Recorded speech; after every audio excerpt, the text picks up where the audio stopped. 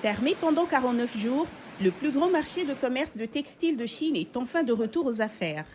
L'entreprise de Guo Liangming est un fournisseur majeur pour les marques de mode nationales.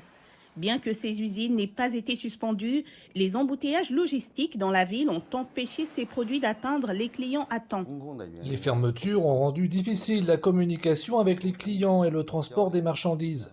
Les perturbations logistiques ont été énormes. Mais notre plus grand défi est de vendre pour les saisons de printemps et d'été en 2023, car nous avons pris du retard sur la conception et la production. Guo affirme qu'ils se battent pour regagner le terrain perdu après les fermetures antérieures qui ont forcé de nombreux détaillants à fermer.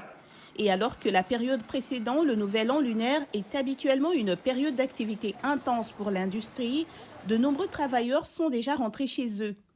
Ils ont rejoint une évacuation organisée par le gouvernement le mois dernier pour échapper à de longues quarantaines.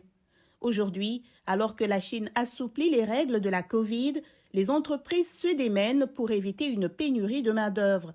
D'autres cherchent de nouveaux moyens de trouver des clients. Nous commençons à mettre en ligne des vidéos sur les médias sociaux.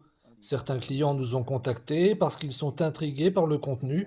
Bien sûr, les salles d'exposition hors ligne sont toujours très importantes.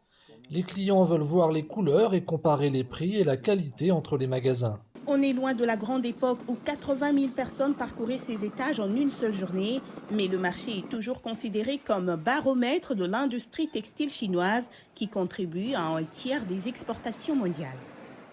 Ce n'est qu'un des dizaines de marchés de textiles de la ville de Guangzhou. Chaque année, des transactions d'une valeur de plus de 100 milliards de yuan ont lieu dans ce complexe. Vous pouvez accéder à une chaîne d'approvisionnement entière de tissus et de vêtements à partir d'ici. Et quand cet endroit s'est arrêté, les moyens de subsistance de 2 millions de personnes ont été mis en péril.